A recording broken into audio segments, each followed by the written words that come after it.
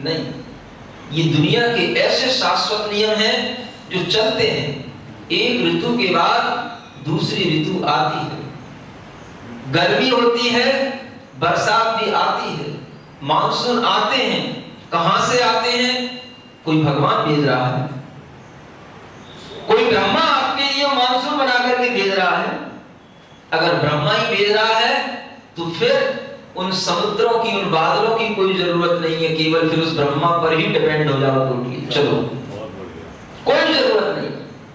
अगर ब्रह्मा को भी समुद्र में से बादल बनाने पड़ते हैं और ब्रह्मा को भी फिर बादलों को संगठित करके और उन बादलों को गर्जा करके अगर पानी बरसाना पड़ता है, तो फिर ब्रह्मा इन निमित्तों को सहारा क्यों लेता है? बिना बादल के अपने आप से कहीं से भी वह बादल बारिश हो जाना चाहिए, नहीं होती। ये ऐसे नियम हैं, अपने आप समझ में आते हैं कि ये विश्व, ये यूनिवर्स अपने आप अपने नियमों से, अपनी गति से चल रहा है। और यही आचार्य कहते हैं कि हर एक यहां पर द्रव्य स्वतः परिणमन कर रहा है। अपने आप इन ऋतुओं का जैसे परिवर्तन होता है, अपने आप सूरज और चंद्रमा का आना जाना होता है, अपने आप दिन और रात होते हैं, और अपने आप जैसे सूरज के आने से कमल खिलते हैं, अपने आप यहाँ पर कभी धर्म होता है, कभी यहाँ पर अधर्म होता है। सब जीवों की अपनी अपनी परिणतियां स्वतः होती हैं। तुम किसी के ऊपर डिपेंड होकर के अपने पापों को मत छुपाओ। ब्रह्मा के ऊपर सब कुछ डाल करके तुम अपने आप को बचाने का प्रयास मत करो। उस ब्रह्मा ने भी स्वयं कहा है, स्वयं कर्म करोत्यात्मा स्वयं तत्फलमश्नुते। वह आत्मा स्वयं अपना कर्म करता है और स्वयं उसके फल की प्राप्ति करता है। अगर हम सब कुछ दूसरे के ऊपर डाल देंगे तो फिर हम क्या करेंगे? पक्ष और विपक्ष दोनों हमेशा से रहे हैं। अगर आग है यहाँ पर तो पानी भी है, हवा भी है, सब कुछ है। दोनों एक दूसरे के विरोधी हैं।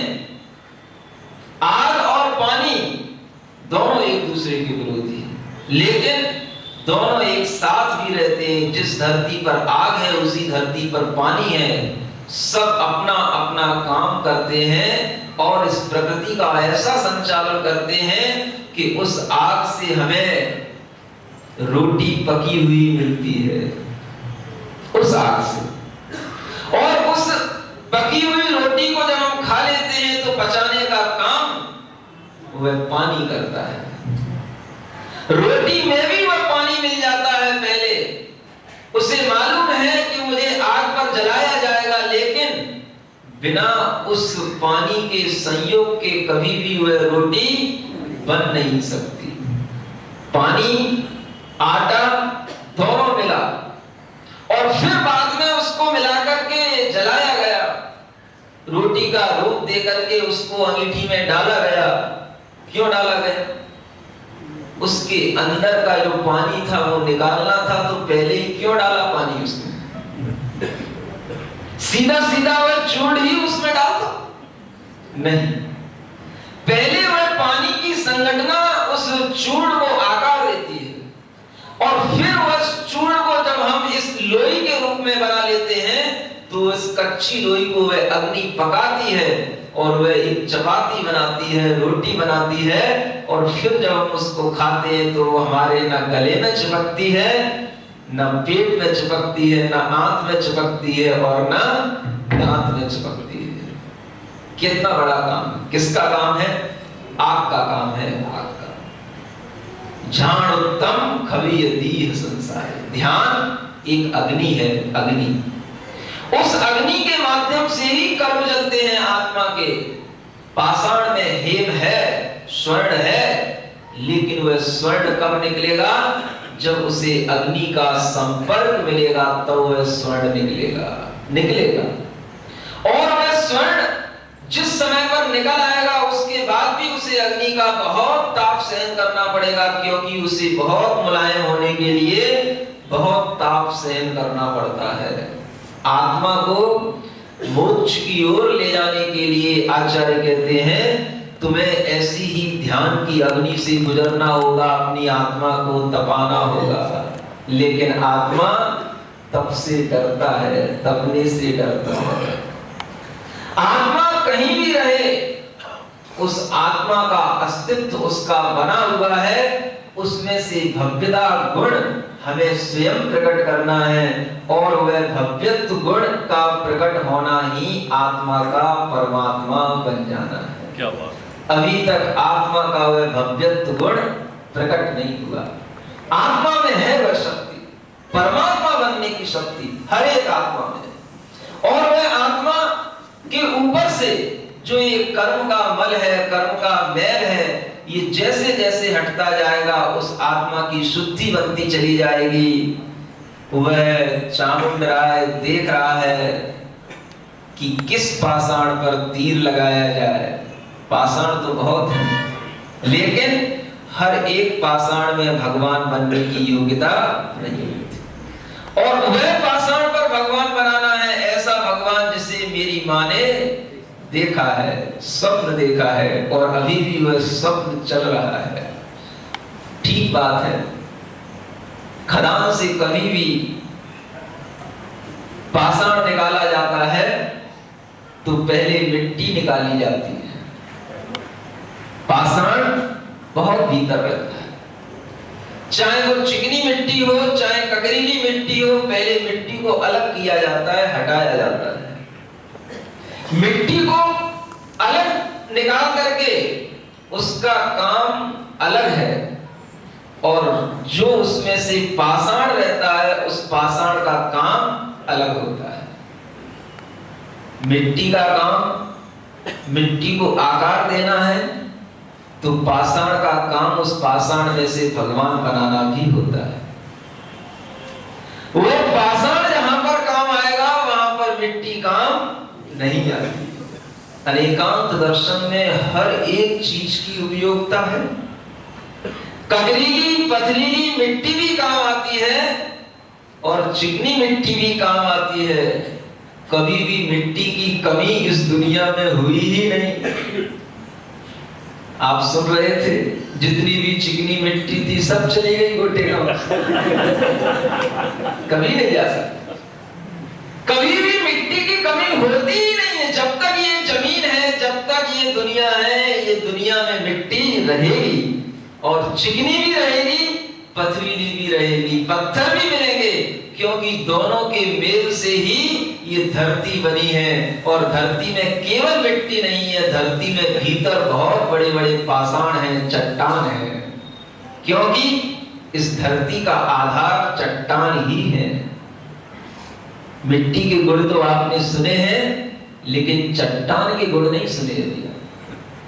ये संस्कृति मिट्टी पर नहीं टिकी, चट्टानों पर टिकी है, चट्टानों पर, ऐसे पाषाणों पर जिनको कोई हिला नहीं सकता। इस भारतीय संस्कृति में ऐसा आत्मविज्ञान, ऐसा वीतराग विज्ञान और मोक्ष की साधना होती है, वो ऐसी साधना है कि वह पाषाण की तरह, चट्टान की तरह अड़िग होती है। और कभी भी देखना आप, अगर कोई महल बनाया जाता है तो उस महल बनाने के लिए पहले मिट्टी बाहर निकाली जाती है, लेकिन उसमें फिर भरा क्या जाता है? चट्टान, पत्थर भरा जाता है। क्यों? क्योंकि वह पत्थर ही उसका आधार होता है। केवल मिट्टी जो निकाली है उसी को फिर भर दोगे और उस पर महल बनाने बैठोगे, क्या होगा? नहीं बन पाएगा। नींव बहुत मजबूत होनी चाहिए। वही संस्कृति है जो हमारे नींव के अंदर गड़ी रहती है, उसी से संस्कृति का अनुमान लगता है। आज भी जो संस्कृति जहां कहीं पर भी बिखरी पड़ी है और वो निकलती है, तो उस संस्कृति का अनुमान उस नींव से ही लगता है कि उसमें से क्या निकल रहा है। लोहा निकल रहा है कि पत्थर निकल रहा है, ईंट निकल रही है कि पाषाण निकल रहा है, क्या निकल रहा है? संस्कृति कहां पर दबी है? संस्कृति भीतर नींव में रहती है। और वह नींव में संस्कृति जो है वो जितनी मजबूत होगी, आपकी संस्कृति जो बाहर जो आप महल बनाएंगे वो उतना ही मजबूत होगा। और वह इतना मजबूत होगा कि ऊपर का महल भी अगर ढह जाए कभी, लेकिन वह भीतर की नींव कभी भी हिल नहीं सकती है। ये संस्कृति की बात है। और वह संस्कृति ऐसी ही पाषाण पर टिकी हुई रहती है, चट्टानों पर टिकी हुई रहती है। गीली मिट्टी, पोली मिट्टी, पीली मिट्टी, चिकनी मिट्टी तो बाहर के रूप बना करके अपने अलग अलग रूपों में काम करती है, लेकिन असली संस्कृति तो उन चट्टानों पर ही टिकी रहती है। ऐसी बात नहीं है कि महाराज को केवल मिट्टी की ही जरूरत है, महाराज को सबकी जरूरत है। क्योंकि अनेकांत दर्शन में कोई भी चीज अनुपयोगी है ही नहीं, हर एक चीज की उपयोगिता है, और वह पाषाण की भी उपयोगिता है। और पाषाण की उपयोगिता क्या है? तो संस्कृति का आधार पाषाण होता है। उस पाषाण की नींव के ऊपर भले ही आप मिट्टी का भगवान बिठा देना, मिट्टी का महल बना देना, कोई बात नहीं, लेकिन मिट्टी की नींव के ऊपर कभी भी आप पाषाण का महल नहीं बनाना, नहीं तो आपकी जग में हंसी हो जाएगी। कभी नहीं बना। देखो पाषाण क्या काम करता है? हमें आधार देता है, बेसमेंट हमारा वही है। इसलिए पाषाण में से ही हेम निकालना है। क्या कहा गया है? पाषाणेषु यथा हेम। पत्थर में ही सोना होता है। मिट्टी को सोना तो बाद में कहा जाता है। वह मिट्टी सोना तब कहलाती है जब मिट्टी में फसल उगती है और वह फसल लहराती है, तो मेरे देश की मिट्टी सोना उगले उगले हीरे होती। वो देश की मिट्टी क्यों? क्योंकि उसमें से आपके जीवन के उपयोग चलाने के लिए, आपके जीवन को चलाने के लिए वह अन्न मिला है आपको, इसलिए वो सोना है। लेकिन वस्तुतः वो सोना नहीं। सोना क्या होता है? तो सोना पाषाण में होता है, और वह पाषाण में से सोना जब निकलता है तो उसके लिए बहुत उसको कूटना पड़ता है, पीटना पड़ता है, बहुत आयाम करने पड़ते हैं। पाषाण का भी उपयोग है और मिट्टी का भी उपयोग है। जिस तरह से इस संसार में अनंत अनंत जीव हैं और उन जीवों से ये संसार कभी खाली नहीं हो सकता, ऐसे ही कभी भी यह संसार में से कितनी भी मिट्टी बाहर निकल जाए, कभी भी चिकनी मिट्टी की कमी हो नहीं सकती। ये ध्यान रखना। आप ये मत समझना कि सारी की सारी गोटे गांव से चिकनी मिट्टी निकल गई है, कभी नहीं निकली। जो है उन्हीं में से अभी बहुत चिकनी मिट्टी है, निकलेगी, उसको आकार दिया जाएगा और वह चिकनी मिट्टी भी आकार पाएगी। साथ साथ में उन चट्टानों से भी सिर फोड़ना है जिनके माध्यम से ये संस्कृति बनना है, क्योंकि वह चट्टानें ही उस संस्कृति का आधार हैं। आचार्य कह रहे हैं चामुंडराय लगाओ उस चट्टान पर निशाना, लेकिन वह चामुंडराय सोच रहा है निशाना क्या हम लगा पाएंगे। उसके मन में भय उत्पन्न हो रहा है, विचार उत्पन्न हो रहे हैं, कहीं ऐसा ना हो कि मेरा बाण बेकार चला जाए। और वह कोई भी कार्य करने से पहले आशंकित हो रहा है। उसे गुरु के ऊपर विश्वास है, लेकिन फिर भी डर उत्पन्न हो रहा है। क्यों हो रहा है? ये उसके एक आत्मविश्वास की कमी है, और उस आत्मविश्वास को देने के लिए ही गुरु पीछे से आशीष देता है, तेरा आत्मविश्वास कम नहीं हो जाए। इसीलिए श्री कृष्ण तो कहां बैठते हैं? सारथी बन करके बैठ जाते हैं और अर्जुन से कहते हैं चला तीर चला। मत देख सामने कि ये मेरे भाई हैं, ये मेरे गुरु हैं, इन्होंने मुझे सिखाया है, पढ़ाया है, ये युद्ध के मैदान में खड़े हैं, अभी तू अपना कर्तव्य कर। जब सामने कर्तव्य आ जाता है तो आदमी का दृष्टिकोण बदल जाता है, और जब सामने अपना जहां स्वार्थ आ जाता है तो आदमी का दृष्टिकोण बहुत संकीर्ण हो जाता है, वो केवल अपने लिए सोचता है।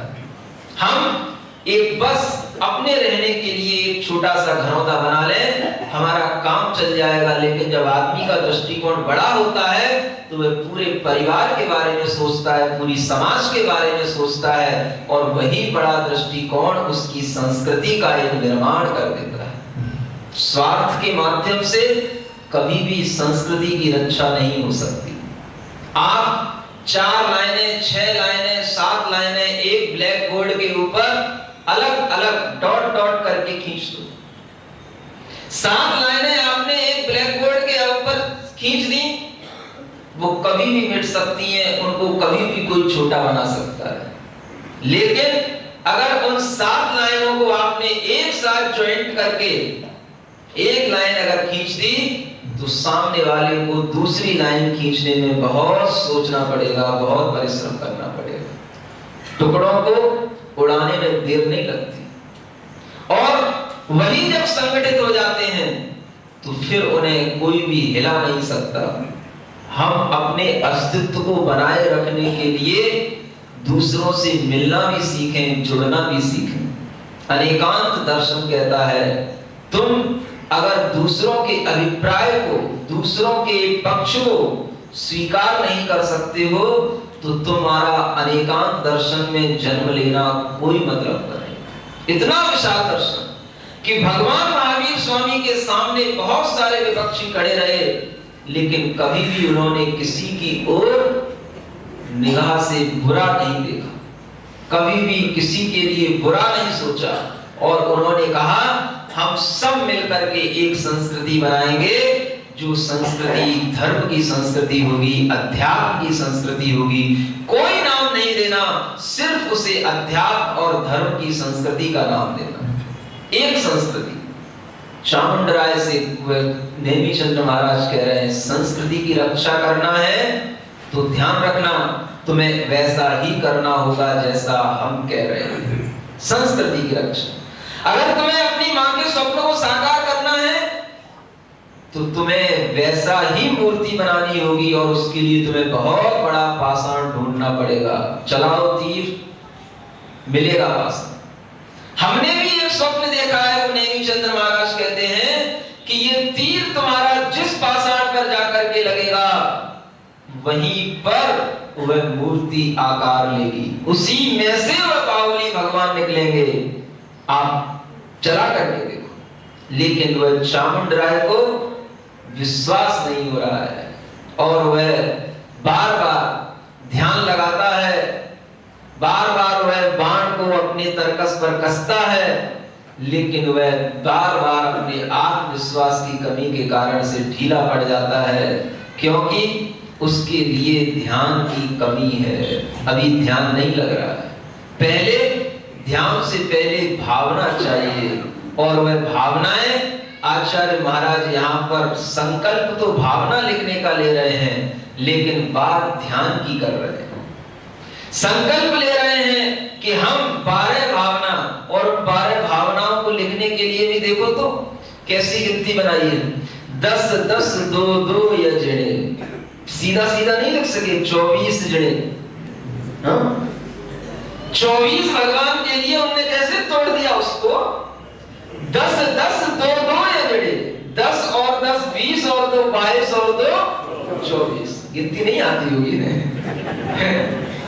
अगर सीधा भी लिखते 24 या जड़े तो भी ये चल जाता, लेकिन थोड़ा थोड़ा कहने से अच्छा समझ में आता है, और थोड़े थोड़े तोड़ तोड़ करके जब थोड़ा थोड़ा खिलाते हैं तो उसका पोषण भी अच्छा होता है और उसका पाचन भी अच्छा बना रहता है। सावन का महीना है, हिसाब से रहना।